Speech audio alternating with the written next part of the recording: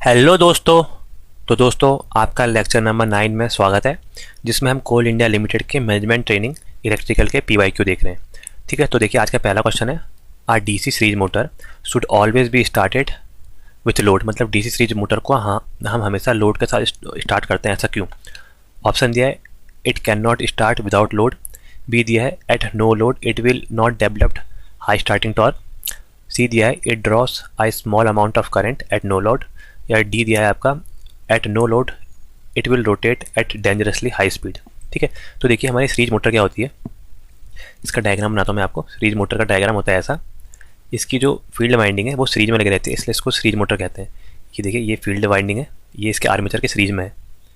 ठीक है, ये R S E series field winding ये आपकी आर्मेचर के सीरीज में है, इसलिए इसको सीरीज मोटर कहते हैं। और मोटर है तो यहाँ पर से सप्लाई देंगे हम इनपुट, और हमारी मोटर ऐसे घूमेगी यहाँ से। ठीक है, तो देखिए यहाँ पर सीरीज में होने के कारण जो यहाँ पर से करंट आएगी वो करंट यहाँ पर सेम होगी। मतलब जो आई आएगी हमारी करंट की वैल्यू आई, वो आपकी हमारी यहाँ पर आर्मेचर करंट भी वही होगी, और हमारी R I S C series में जो करंट है वो भी सेम होगी, क्योंकि सीरीज में करंट सेम होती है। ठीक है, यहाँ से हमने देख लिया। और टॉर्क क्या होता है? टॉर्क की मेरी एक्सप्रेशन है, torque is directly proportional to phi into I है। ठीक है, और यहाँ पर जो फ्लक्स है मेन फील्ड वाइंड, ये जो आपका फ्लक्स है आपका सन फील्ड वाइंडिंग का, ये फ्लक्स भी यहाँ पर करंट बना रही है। ये कौन सी करंट? Armature current. तो यहाँ से टॉर्क किसके बराबर होता है? Torque directly proportional to I A square, armature current के स्क्वायर। ठीक है, तो मतलब क्या, स्टार्टिंग टॉर्क तो इसका बहुत हाई होता है। Starting torque of DC series motor is very high. ठीक है, टी स्टार्टिंग हमारा बहुत हाई होता है। अब आप देखिए इसमें स्पीड के बारे में पूछा है कि नो लोड पे क्यों स्टार्ट नहीं करते हैं। हमारे ईएमएफ का फॉर्मूला क्या होता है डीसी के केस में? ईएमएफ क्या होता है? डायरेक्टली प्रोपोर्शनल टू आपकी स्पीड इनटू फ्लक्स। ठीक है, ये हमारा इसका फॉर्मूला होता है ईएमएफ का। अब यहाँ से हमने क्या निकालनी है? स्पीड निकालनी है। स्पीड क्या होती है? एन डायरेक्टली प्रोपोर्शनल टू क्या? E into phi. ठीक है, हमारा नो लोड है, मतलब नो लोड के टाइम में क्या होता है? नो लोड में हमारी करंट मतलब आई ए या आई, जो हमारे सब सेम करंट है इसमें सीरीज में, आई जो हमारा आई ए और आई एस सी सब बराबर है, ये क्या होगी? नो लोड के टाइम में बहुत कम होगी, मिनिमम होगी या ऑलमोस्ट इक्वल टू जीरो होगी। ठीक है, तो देखिए यहाँ पर जैसे यहाँ पर करंट जीरो हुई, करंट के जीरो होने से हमारा यहाँ पर फ्लक्स भी जीरो हो जाएगा, क्योंकि यहाँ पर जो फील्ड का फ्लक्स है वो भी आपके करंट के डायरेक्टली प्रोपोर्शनल होता है। तो यहाँ से फ्लक्स जीरो हो जाएगा या फ्लक्स बहुत कम हो जाएगा, फ्लक्स जीरो और वेरी लो। तो देखिए इस रिलेशनशिप के हिसाब से फ्लक्स बहुत कम हो जाएगा, तो यहाँ से स्पीड हमारी क्या हो जाएगी? बहुत हाई, मतलब इन्फिनिट स्पीड हो जाएगी, बहुत ज़्यादा स्पीड हमारी हाई होते ही हमारी मशीन कैसे कम वो घूमेगी? डेंजरसली हाई स्पीड, जो बहुत ही ज़्यादा हाई स्पीड में घूमेगी और अपने आप को ही खुद ब्रेक कर देगी। जो आपकी मोटर की साफ्ट है, ये मोटर की साफ्ट है, इतने तेज घूमेगी तो ये अपने आप को ही यहाँ पर ब्रेक कर देगी। तो इसलिए हम आपकी जो आपकी डीसी सीरीज मोटर है इसको हम नो लोड पे नहीं लगाते हैं, हमेशा इसको नो लोड पर लगाते हैं, ताकि यहाँ पर करंट की वैल्यू ज़्यादा हो, जिससे आपकी फ्लक्स की वैल्यू कुछ कम हो जाए और हमारी स्पीड थोड़ी कम हो जाए। ठीक है, तो ऑप्शन क्या हो जाएगा? ऑप्शन हो जाएगा D, at no load it will rotate at a dangerous high speed. No load पर बहुत हाई स्पीड पर ही घूमती है। ठीक है, ये तो ये इसका ऑप्शन हो जाएगा। आइए अगला क्वेश्चन देखते हैं। अगला क्वेश्चन दिया है, the rotor locus of a unity feedback system with the angle made by the asymptote is. हमें मतलब एसिम्पटोट का एंगल बताना है, यहाँ पर कितना होगा। यूनिटी फीडबैक सिस्टम है और यहाँ पर ये शायद से इसकी वैल्यू नहीं आई है, यहाँ पर सिस्टम की वैल्यू एक बार मैं देखता हूँ इसकी वैल्यू क्या पर है। ये सिस्टम की वैल्यू है हमारी। ठीक है, देखिए जो हमारा सिस्टम दिया है जी एस की जो वैल्यू है वो है हमारी के अपॉन एस प्लस 4। ये हमारा सिस्टम है, यहाँ पर ये छूट गया, ये देखिए यहाँ पर एस इंटू एस प्लस 4, ये हमारा सिस्टम है। ठीक है, और हमारा जो आपका यूनिटी फीडबैक मतलब एच ऑफ एस की वैल्यू क्या है? 1 है। तो हमारा transfer function G S H S की वैल्यू क्या आ गई? जी एस एच एस की वैल्यू आ गई हमारी, ये आपका के अपॉन एस एस प्लस 4। ठीक है, ये हमें दिया है। तो ये पूछा है कि हमारे एसिम्पटोट का एंगल क्या होगा?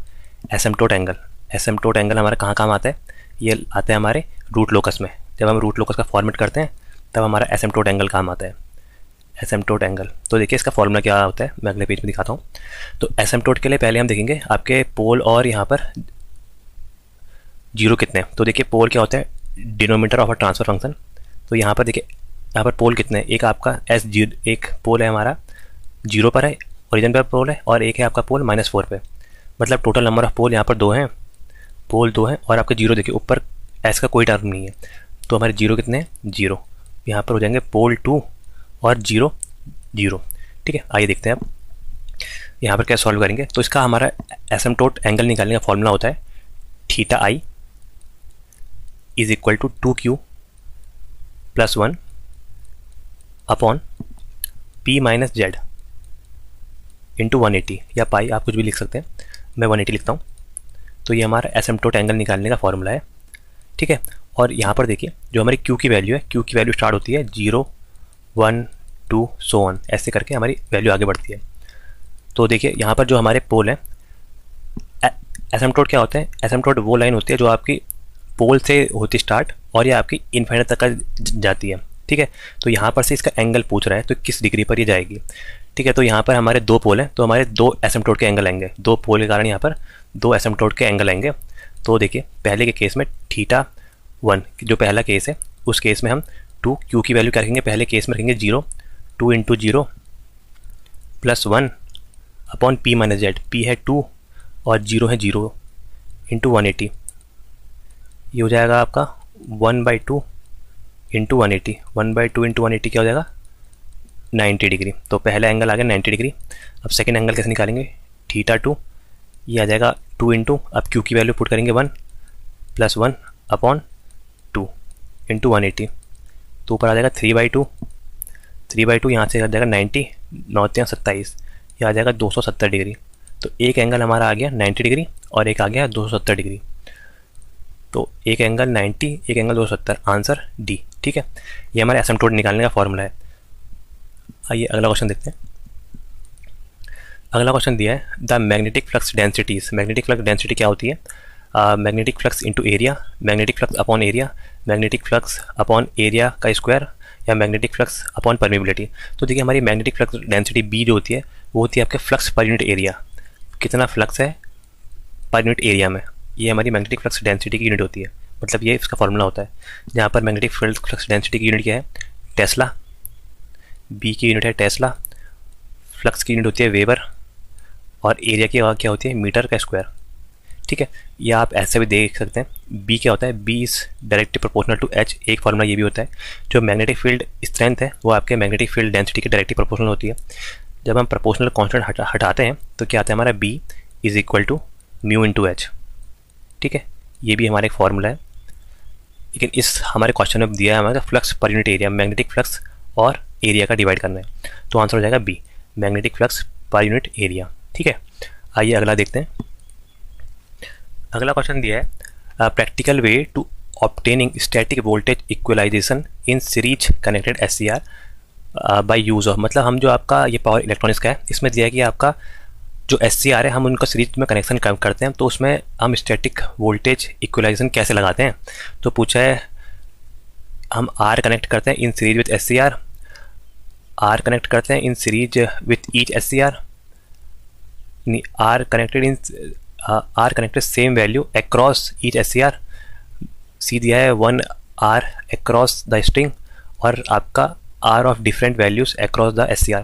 तो देखिए हमारा क्या होता है, ये जैसे हमारा SCR है ना, देखिए ये हमारा SCR है, सिलिकॉन कंट्रोल रेक्टिफायर SCR,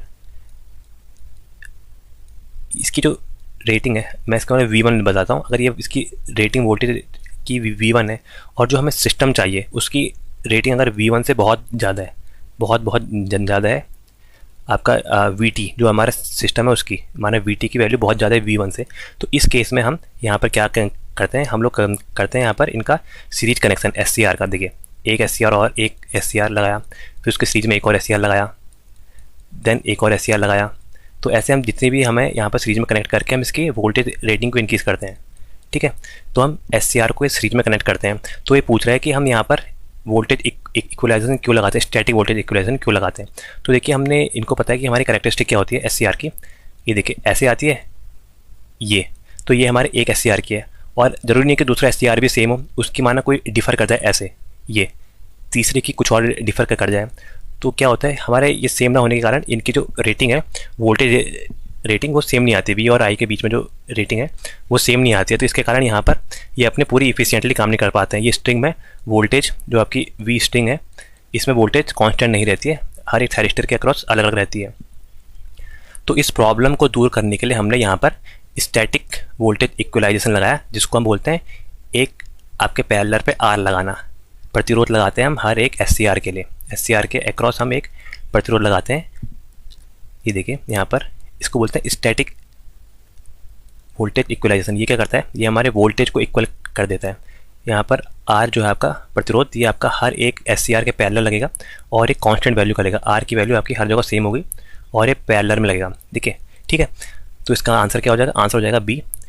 यहाँ पर आर जो लगेगा वो आपका सेम वैल्यू का अक्रॉस द एससीआर, अक्रॉस मतलब पैरेलल में लगेगा एससीआर के जो सेम वैल्यू का है, ठीक है। इसके अलावा देखिए यहाँ पर क्या होता है कि स्टैटिक वोल्टेज इक्वलाइजेशन होता है और एक डायनेमिक होता है। डायनेमिक में हम क्या करते हैं, यहाँ पर वोल्टेज के साथ यहाँ पर मतलब ये आपका आर के साथ हम एल और सी एलिमेंट भी जोड़ते हैं ताकि वो आपका डायनेमिक उसी टाइम के हिसाब से अपने आप को चेंज करे।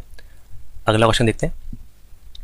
अगला क्वेश्चन पावर सिस्टम का है। इसमें दिया है the line current in a 3 phase system. 3 phase system में लाइन करंट दिया है ये आई ए आई बी आई सी की वैल्यू दी है। तो हमें नेगेटिव सीक्वेंस कंपोनेंट बताना है, मतलब आई ए 2 की वैल्यू बतानी है। शायद आपको ये विजिबल ना हो, मैं एक बार लिख देता हूँ कि आई ए की वैल्यू क्या है। आई ए की जो वैल्यू है वो है आपकी 4 at a angle of 60 degree, ये आई ए की वैल्यू है। आई बी की वैल्यू इसमें 0 लिखी है, आई बी 0 है। और आई सी, सी फेज में जो करंट है वो है आपका 4 एट एंगल ऑफ -120 डिग्री। हमें नेगेटिव फेज मतलब नेगेटिव सीक्वेंस करंट बताना है। नेगेटिव सीक्वेंस कंपोनेंट के लिए देखिए क्या फॉर्मूला है, हमें पता है आई ए 0 आपका 0 सीक्वेंस करंट, आई ए 1 हमारा पॉजिटिव सीक्वेंस करंट, आई ए 2 हमारा नेगेटिव सीक्वेंस कंपोनेंट का करंट, ठीक है। ये किसके बराबर होता है, ये होता है 1/3 इंटू यहाँ पर ए मैट्रिक्स का जो इन्वर्स करते हैं क्या आएगा 1 1 1, यहाँ 1 1 और यहाँ पहले अल्फा स्क्वायर आता था तो आप इन्वर्स करने के बाद अल्फा आएगा, देन अल्फा स्क्वायर, यहाँ पर फिर अल्फा स्क्वायर, देन अल्फा।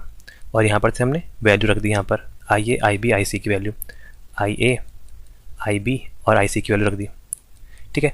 अब देखिए यहाँ से हमें निकालना क्या है, हमें यहाँ से निकालना है ये आई ए 2 की वैल्यू। तो इसकी वैल्यू कैसे निकालेंगे, इसकी वैल्यू के लिए हमारा ये हो जाएगा मल्टीप्लाई किसके साथ, ये हो जाएगा आपका इसके साथ मल्टीप्लाई, ये वाले टर्म के साथ मल्टीप्लाई हो जाएगा और इसके साथ मल्टीप्लाई हो जाएगा। मतलब हम आई ए को मल्टीप्लाई करेंगे 1 से, आई बी को मल्टीप्लाई करेंगे अल्फा स्क्वायर से और आई सी को मल्टीप्लाई करेंगे अल्फा से, ठीक है। तो इसके हम यहाँ पर फिर सॉल्व करते हैं, ठीक है। मैं अगले पेज में ले जाता हूँ। तो हमें यहाँ से आई बी की वैल्यू चाहिए, आई ए 2 सॉरी, जो भाई नेगेटिव सीक्वेंस कंपोनेंट करंट है वो क्या आ जाएगी 1/3 आ जाएगी यहाँ पर, और 1/1 मतलब आई ए पहले फेज में current plus alpha square time of I B plus alpha time of I C, ये हमारा फॉर्मूला है। अब इसमें हम वैल्यू पुट कर देते हैं 1/3, पहले फेज में करंट है आपका 4 एट एंगल ऑफ 60 डिग्री था ऐसे। दूसरे पेज में लिखने की जरूरत नहीं क्योंकि आई बी की वैल्यू क्या थी 0, तो 0 से मल्टीप्लाई करेंगे 0 आ जाएगा। थर्ड फेज में आपकी 4 नहीं, यहाँ पर अल्फा का मल्टीप्लाई करना है पहले, चलो ये लिखते हैं पहले 4 एट एंगल ऑफ -120 डिग्री और इसमें अल्फा का मल्टीप्लाई करना है। अल्फा क्या है आपका 1 एट एंगल ऑफ 120 डिग्री, तो इसको हम यहाँ मल्टीप्लाई करेंगे। तो जब इसको हम मल्टीप्लाई करेंगे तो हमारा क्या आएगा, ये आ जाएगा हमारा 2.309 एट एंगल ऑफ 30 डिग्री, ठीक है। बाकी कैलकुलेटर का काम है, आप इसको पुट करिएगा और आपके नेगेटिव सीक्वेंस कंपोनेंट करंट जो आई ए 2 है इसकी वैल्यू आ जाएगी 2.309 आंसर बी, ठीक है। तो ये फॉर्मूला इंपॉर्टेंट है यहाँ पर सिमेट्रिकल कंपोनेंट निकालने का। आइए अगला क्वेश्चन देखते हैं। अगला क्वेश्चन कंट्रोल सिस्टम का आ गया। इसमें दिया है for a linear system the state coefficient matrix. State coefficient matrix हमें दिए ए बी और सी की वैल्यू दी है और डी की वैल्यू भी दी है। तो हमें ट्रांसफर फंक्शन पूछा है क्या होगा। तो देखिए यहाँ पर अगले पेज में दिखाता हूँ मैं आपको इसको, ए बी सी की डी की वैल्यू लिखता हूँ, शायद विजिबल नहीं होगी। तो जो ए मैट्रिक्स है उसकी जो वैल्यू है वो है 1 2 -2 और 1, ठीक है। और बी वाले की वैल्यू है, बी की वैल्यू है 1 और 0, सी की 1 1 है। बी की है 1 और 0, ये 1 है,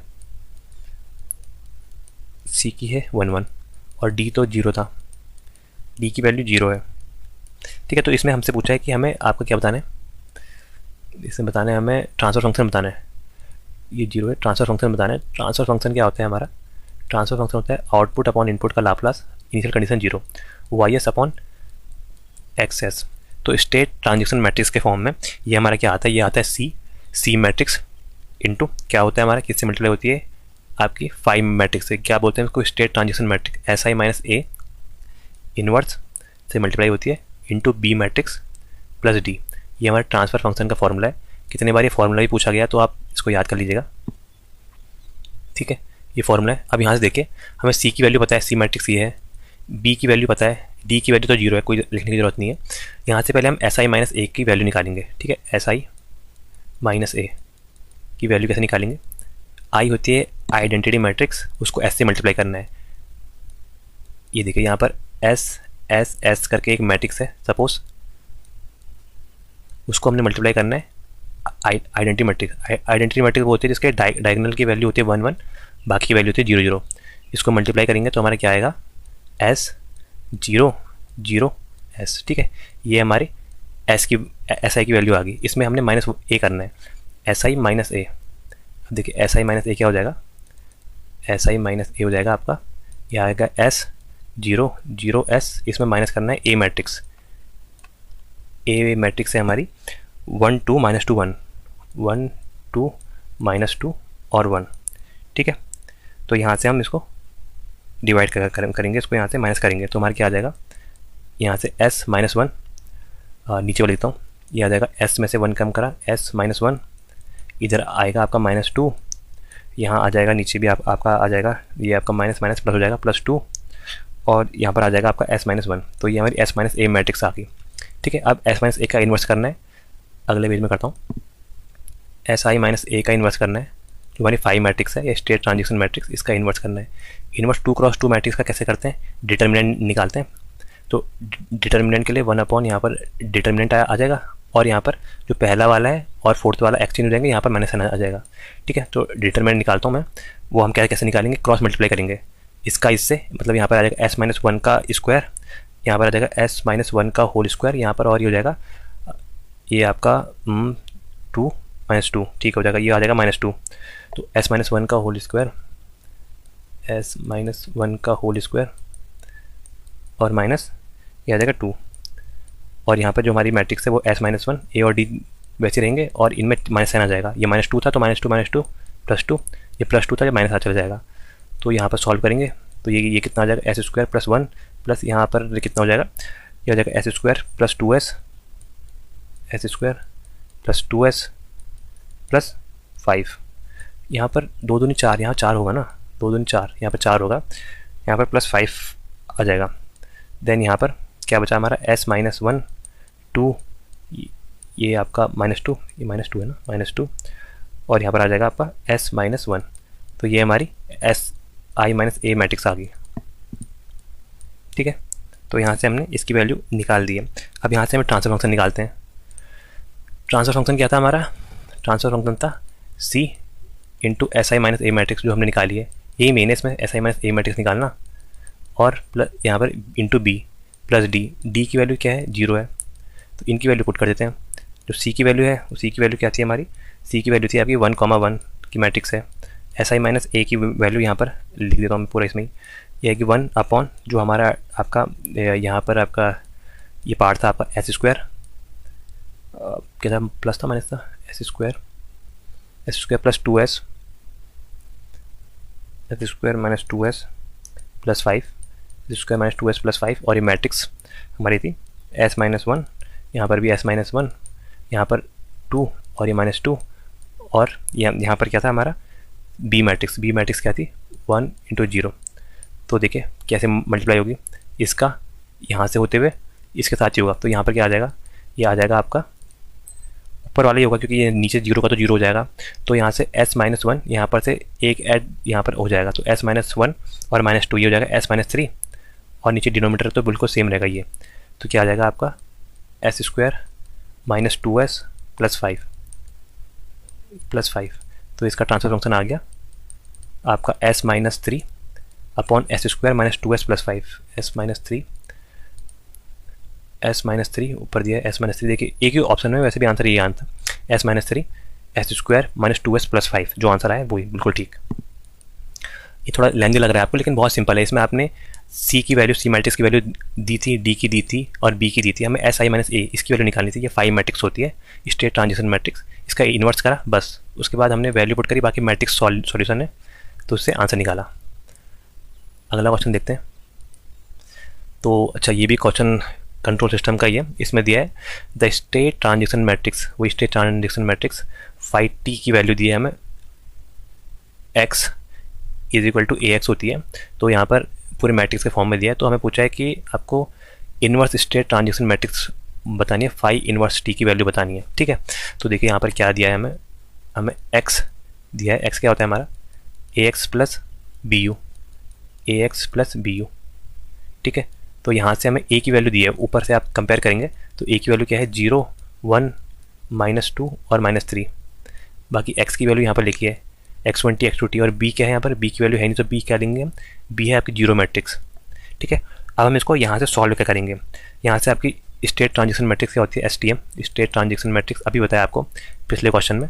वो क्या होती है, SI माइनस ए का इन्वर्स, SI माइनस ए का इन्वर्स। ठीक है, तो यहाँ से हमने क्या करना है, यहाँ से हमें a की वैल्यू गिवन है, SI माइनस ए में लगानी है और इन्वर्स की वैल्यू निकालनी है। ठीक है, तो यहाँ से देखिए SI माइनस ए इन्वर्स निकालते हैं। SI माइनस ए इन्वर्स कैसे निकलेगा, SI माइनस ए, SI की वैल्यू क्या आ जाएगी, 2 क्रॉस 2 की है, तो यहाँ पर S, यहाँ पर भी S, बाकी दोनों जगह 0। अब माइनस करना है हमें A मैट्रिक्स। A मैट्रिक्स क्या है, A मैट्रिक्स है 0 1 -2 -3, 0 1 0 1 -2 और -3, ये हमारी मैट्रिक्स है। ठीक है, इसको हम सॉल्व करेंगे तो क्या आ जाएगा, S माइनस 0 ऐसे आएगा, 0 -1 आ जाएगा आपका, 0 -2 -2 आ जाएगा यहाँ 2, और यहाँ पर क्या आ जाएगा, ये आपका S माइनस -3, माइनस प्लस हो जाएगा, तो ये आ जाएगा आपका S प्लस 3। ठीक है, ये 2 है, तो ये हमारी SI माइनस ए इन्वर्स आई। तो हमें पूछा है इन्वर्स ऑफ SI माइनस ए। ठीक है, पहले हमें इसका क्या निकालना है, पहले इन्वर्स करना है। ये SI माइनस ए आई, अब इन्वर्स करेंगे। इन्वर्स के लिए क्या करेंगे, वही एडजॉइंट ऑफ ए और डिटरमिनेंट निकालेंगे। तो 1 अपॉन इसका डिटरमिनेंट निकालेंगे, ये क्रॉस मल्टीप्लाई हो जाते हैं, तो S प्लस 3 हो जाएगा। ये S प्लस 3 इसका मल्टीप्लाई करेंगे तो, और क्या हो जाएगा, -2, माइनस प्लस हो जाएगा +2। बाकी मैट्रिक्स यही है, चेंज हो जाएगी इंटरचेंज, S प्लस 3 ऊपर आ जाएगा, A और D चेंज हो जाते हैं, और बाकी यहाँ पर माइनस साइन प्लस में चला जाएगा और प्लस वाला माइनस में चला जाएगा। ये हमारी इक्वेशन आ गई। ठीक है, अब आप देखिए ये आपके SI माइनस ए इन्वर्स की वैल्यू आ गई, SI माइनस ए इन्वर्स की वैल्यू आ गई यहाँ से। अब यहाँ से हमने क्या करना है, हमने इसका लाप्लास निकालना है। ठीक है, हमने क्योंकि यहाँ पर देखिए क्वेश्चन में दिया है कि आपका इन्वर्स बताना है। इन्वर्स के लिए एस डोमेन में, इन्वर्स के लिए हम इसमें पहले लाप्लास निकालेंगे। तो पहले इसको थोड़ा सॉल्व कर देता हूँ, सिंपल पड़ेगा इक्वेशन। तो देखिए क्या है, S प्लस 3, तो क्या हो जाएगा, ये S स्क्वायर हो जाएगा, S square plus 3S plus 2, इसके फैक्टर करते हैं तो क्या आएगा, हमारा फैक्टर आ जाएंगे हमारे S प्लस 1, क्योंकि पॉजिटिव में ही है तो S प्लस 1 एक फैक्टर आ जाएगा और S प्लस 2 एक फैक्टर आ जाएगा। तो हम इसकी जगह ये भी लिख सकते हैं, S प्लस 1 और S प्लस 2। अगले पेज में सॉल्व करता हूँ इसको थोड़ा। तो यहाँ पर से हम क्या निकालेंगे, इसको S प्लस ए S प्लस 2 के फॉर्म में लिखता हूँ, सिंपल पड़ेगा, S प्लस 1 S प्लस 2। ठीक है, बाकी जो हमारी मैट्रिक्स आई है S प्लस 3, और ये S, ये यहाँ पर था आपका -1 था, -1 आपका +1 बन जाएगा, और यहाँ पर +2 था, ये -2 हो जाएगा। ठीक है, ये हमारी वैल्यू आ गई। अब यहाँ से हमने इसका इन्वर्स निकालना है। ठीक है, पहले इसको अंदर भी मल्टीप्लाई कर देता हूँ, सिंपल पड़ेगा। यहाँ से यहाँ अंदर मल्टीप्लाई करेंगे तो S plus 3 upon S plus 1 S plus 2, ये आ जाएगा 1 अपॉन S प्लस 1 और S प्लस 2। नीचे मल्टीप्लाई करेंगे, नीचे वाला क्या बन जाएगा, -2 अपॉन S प्लस 1 और S प्लस 2। जो डिनोमीटर वाला पार्ट है वो सब जगह सेम आएगा। आगे है आपका S अपॉन नीचे S प्लस 1 और आपका S प्लस 2। अब इन्वर्स लाप्लास ट्रांसफॉर्म लगाते हैं, इन्वर्स लाप्लास ट्रांसफॉर्म ILT। तो देखिए इसका इन्वर्स क्या है, तो बहुत सिंपल सी चीज़ है, अब आप कर लेंगे। इन्वर्स में निकालता हूँ, ये इन्वर्स निकालने के में ये आएगा आपका 2e की पावर -t और इसका माइनस ई की पावर -2t -2t। ठीक है, ये पहले वाले टर्म का आ गया। दूसरा टर्म का आएगा ई की पावर -t। ठीक है, क्योंकि यहाँ पर 1/s+a का क्या होता है, ई की पावर यहाँ प्लस है तो माइनस चला जाएगा। ये है 1/s+2, तो आ जाएगा ई की पावर -2t। यहाँ पर आ जाएगा माइनस ई की पावर -2t। ठीक है, ऐसे ही हम बाकी नीचे वाले को भी निकालते हैं। इसका आ जाएगा -2, सेम वाले मेथड से करना है। -2 ई की पावर -t प्लस 2 ई की पावर -2t। इसमें आपको लाप्लास आना चाहिए कि इन्वर्स लाप्लास कैसे निकालते हैं। ई की पावर -t और यहाँ पर आ जाएगा +2 ई की पावर -2t। ठीक है, तो ये हमारी फाई टी मैट्रिक्स आ गई। ठीक है, जो हमसे पूछा है phi T matrix, state transition matrix. अच्छा, फाई इन्वर्सिटी पूछा है, अब हमें फाई इन्वर्सिटी निकालना पड़ेगा। तो ये हमारी फाई टी आ गई। देखिए, इसकी फाई इन्वर्सिटी निकालने के लिए, फाई इन्वर्सिटी हमारा किसके बराबर होता है, फाई इन्वर्सिटी हमारा होता है फाई ऑफ -t के बराबर। ठीक है, जहाँ पर भी टी है उसको -t से रिप्लेस कर देंगे तो हमारी फाई ऑफ -t की वैल्यू आ जाएगी। तो देखिए क्या सॉल्व करेंगे, सेम आपका वो है क्वेश्चन। देखिए, इसी वाले क्वेश्चन में 5 इनवर्स टी की जो -t पुट करना है, तो आ जाएगा 2 ई की पावर, ये -t है, माइनस और माइनस क्या हो जाएगा, प्लस हो जाएगा। तो यहाँ आ जाएगा ई की पावर +t। ठीक है, यहाँ पर माइनस ई की पावर, ये -t की जगह +t आ जाएगा, तो +2t आ जाएगा। ठीक है, माइनस माइनस प्लस हो जाएगा, और ई की पावर यहाँ माइनस है तो प्लस हो जाएगा। जो भी चीज़ माइनस में है वो प्लस में चली जाएगी, टी वाली 2t अपॉन यहाँ पर ये माइनस वैसे रहेगा। ई की पावर यहाँ पर टी है, यहाँ -t है, इधर पर था हमारा -t चलेगा +t में, और यहाँ पर +2 ई की पावर +2t, ये भी प्लस में चले जाएगा। यहाँ पर -e की पावर जो t है उसको -t से रिप्लेस करेंगे तो हमारे फाई इनवर्स मैट्रिक्स मिल जाएगी, e की पावर +2t। तो ये हमारा फॉर्मूला आ गया, मतलब ये आंसर आ गया 2 ई की पावर t प्लस ई की पावर 2t। तो देखिए सब प्लस में ही है, ऑप्शन देख लेते हैं।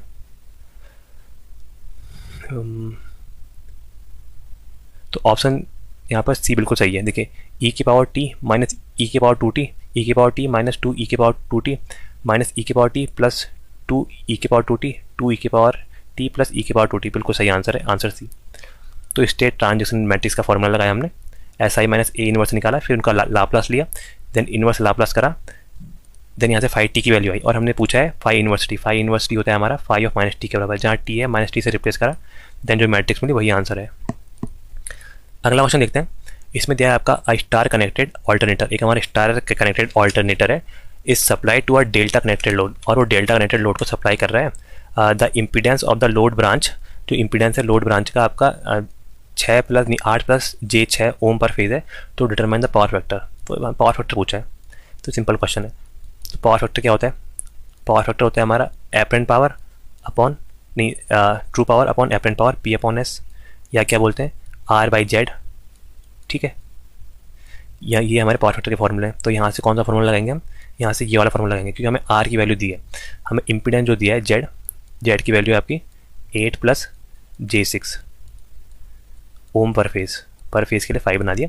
तो ये है R की वैल्यू, और ये है आपकी XL की वैल्यू, क्योंकि +j है तो मतलब इंडक्टिव रिएक्टेंस है, -j होता है तो कैपेसिटिव रिएक्टेंस आता। तो देखिए यहाँ से R की वैल्यू तो आ गई हमारी 8, और Z की वैल्यू कैसे निकालेंगे, Z की वैल्यू होती है √R² + XL²। तो यहाँ से Z की वैल्यू निकलेगी, तो R का स्क्वायर मतलब 10 का स्क्वायर, नहीं 8 का स्क्वायर, प्लस यहाँ से JXL मतलब 6 का स्क्वायर, तो 8 × 8 = 64 और 6 × 6 = 36, ये हो जाएगा √100। तो ये आ जाएगी Z की वैल्यू 10। तो यहाँ से फॉर्मूला में रख देते हैं, पावर फैक्टर क्या आएगा R/Z, R की वैल्यू है आपकी 8 और Z की वैल्यू है 10, तो 10/8 आएगा आपका 0.8। और कैसा पावर फैक्टर आएगा, लैगिंग, क्योंकि ये रिएक्टिव नेचर का था, इंडक्टिव रिएक्टेंस की वैल्यू ज़्यादा है प्लस। ठीक है, तो 0.8 लैगिंग, 0.8 ही दिया है, 0.8 आंसर, वैसे लैगिंग होना चाहिए। अगला क्वेश्चन देखते हैं। अगला क्वेश्चन दिया है by flux control method of speed control of a DC series motor we can achieve speed of. देखिए ये पहला क्वेश्चन और ये क्वेश्चन सेम ही आगे, क्या है स्पीड कंट्रोल करना है, वही हमारा EMF का formula E directly proportional to N/φ, ये है। यहाँ से आप देखिए स्पीड किसके डायरेक्टली प्रोपोर्शनल है, speed is directly proportional to EMF और इनवर्सली प्रोपोर्शनल टू फ्लक्स। और दिया है सीरीज मोटर यही जो मैंने बनाई थी, आपको रिवाइज करने के लिए दोबारा बना रहा हूँ मैं। ये देखिए यहाँ पर सीरीज है, ये RS E, ये RA, यहाँ पर से पावर आ रही है तो करंट सेम फ्लो होगी। तो देखिए स्पीड कंट्रोल के लिए यहाँ पर हम क्या करते हैं, स्पीड का control method flux control method. तो देखिए फ्लक्स क्या होता है हमारा, flux directly proportional to IF जो हमारे फील्ड में करंट है। जो आपका फील्ड में करंट है वही आपकी आर्मेचर करंट है, ठीक है। मतलब हम इसमें क्या कर सकते हैं, हम इस मोटर में इसको कंट्रोल करने के लिए जो हमारा फील्ड है इसके अक्रॉस क्या लगाते हैं, हम एक डाइवर्टर लगाते हैं। ये है डाइवर्टर, ठीक है। इसका काम क्या होता है, प्रतिरोध को चेंज करना ताकि करंट यहाँ से पास हो जाए। इसमें से आपकी करंट के दो पाथ बनाता है, एक आपका जो RSC जो इसके थ्रू हो रहा है और एक आपका करंट का पाथ जो यहाँ से जा रहा है, ठीक है। तो इसमें हम क्या लगाते हैं, डाइवर्टर का यूज़ करते हैं। डाइवर्टर का काम होता है आपका जो आपका सीरीज में जो करंट जा रहा है इसको दो पार्ट में डिवाइड कर देता है। इनिशियल जो सीरीज में जा रहा था उसको दो पार्ट में डिवाइड कर दिया, एक इसने डाल दिया आपका डाइवर्टर में जा रहा है ID ये डाइवर्टर करंट, और एक जो आपका सीरीज में जा रहा है IS टेस्ट, ठीक है। तो क्या हुआ, हमारा यहाँ पर से एक डाइवर्टर लगा के हमारा फ्लक्स क्या हो गया, कम हो गया। डाइवर्टर लगा के हमारा जो सीरीज फ्लक्स है, सीरीज फ्लक्स जो हमारे यहाँ पर ISC से आता था ये कम हो गया क्योंकि करंट बढ़ गया, ISC कम हो गया तो फ्लक्स कम हो गया। तो देखिए फ्लक्स कम होते ही स्पीड क्या हो जाएगी, ज़्यादा हो जाती है। तो आपका जो DC मोटर है इसमें जो फ्लक्स कंट्रोल मेथड है ये आपकी स्पीड जो हमें प्रोवाइड करेगी, स्पीड ज़्यादा होगी तो मतलब क्या, हमें जो नॉमिनल स्पीड है उससे ज़्यादा, रेटेड से ज़्यादा स्पीड प्रोवाइड करती है, रेटेड से ज़्यादा, ठीक है, ऐसे ज़्यादा कर दिया। तो आंसर क्या हो जाएगा, एट नॉर्मल स्पीड नहीं, higher than the rated speed, बिल्कुल सही, हायर करती है क्योंकि फ्लक्स की वैल्यू कम हो जाती है इसलिए स्पीड ज़्यादा हो जाती है। अब एज वेल एज बिलो नहीं, ये तो नहीं करती बिल्कुल, बिलो रेटेड स्पीड नहीं। तो आंसर हो जाएगा आपका B, ठीक है। ये आपका अब और बिलो करते हैं, आपका वार्ड लियोनार्ड मेथड से होता है आपका। अगला क्वेश्चन देखते हैं, ये आज का लास्ट क्वेश्चन भी है। इसमें दिया है डिटरमाइन द कैपेसिटेंस, हमें कैपेसिटेंस बताना है of a parallel plate capacitor composed of a thin foil seat जिसका आपका 20 सेंटीमीटर स्क्वायर की है सीट आपका for plate separated by a glass, distance आपकी D की वैल्यू दी है 0.4 सेंटीमीटर और रिलेटिव परमिटिविटी एप्सिलॉन R की वैल्यू दी है 6। तो हमें कैपेसिटेंस निकालना है, तो ये तो सिंपल फॉर्मूला बेस है। देखिए कैपेसिटेंस क्या होता है, C की वैल्यू होती है एप्सिलॉन इंटू A/D, ये हमारी कैपेसिटेंस की वैल्यू होती है। और एप्सिलॉन क्या होता है, एप्सिलॉन होता है हमारा epsilon is equal to epsilon naught into epsilon R, ठीक है। एप्सिलॉन नॉट की वैल्यू हमें पता है 8.854 इंटू 10⁻⁻12 फैराड पर मीटर, और आपकी म्यू आर की वैल्यू क्वेश्चन में दी है 6, ये देखिए 6, इसकी वैल्यू दिया है 6। आपकी एरिया जो दिया है, एरिया हमारा, एरिया कहाँ गया, एरिया दिया आपका 20 सेंटीमीटर, 20 सेंटीमीटर। तो ये क्या हो जाएगा 20 इंटू 10⁻⁻2 मीटर में कन्वर्ट क्या करेंगे क्योंकि एरिया तो याद आएगा 0.002, ठीक है। तो एरिया की वैल्यू आ जाएगी यहाँ से 0.02 या फिर आपका 0.2 इंटू 10⁻⁻2 कुछ भी लिख सकते हैं आप। एरिया ये आ गया। डिस्टेंस देखिए, डिस्टेंस D की वैल्यू दी है हमें 4 सेंटीमीटर, 4 सेंटीमीटर मीटर में कन्वर्ट करेंगे तो इंटू 10⁻⁻2 आ जाएगा, वो ये भी आ जाएगा आपका 0.004 मीटर, ठीक है। तो सब मीटर में कन्वर्ट हो गए, बस वैल्यू पुट करनी है। तो अगले पेज में वैल्यू पुट कर देते हैं। C is equal to epsilon naught क्या है 8.854 इंटू 10⁻⁻12 म्यू आर की एप्सिलॉन R की वैल्यू है 6 इंटू एरिया है आपका 0.002, ठीक है। और आपके डिस्टेंस से आया 0.004। सॉल्व करना है तो सिंपल से सॉल्व हो जाएगा। ये कट जाएगा 2 बार, 2 दूनी 4, 2 से कट जाएगा, ये 2 से ये कट जाएगा, 2 3 6, 3 बार, तो ये कितना आ जाएगा 8 3 24, 9 से 27, 9 से थोड़ा कम 26 के आसपास आएगा, और इंटू 10⁻⁻12, तो 26 इंटू 10⁻⁻12 26 के आसपास। देखिए आंसर C एक ही है 26 के आसपास, 26.56 इंटू 10⁻⁻12, ठीक है, फेराड आंसर बिल्कुल सही है। तो उम्मीद करता हूँ आपको वीडियो पसंद आ रही हो दोस्तों। Thank you so much.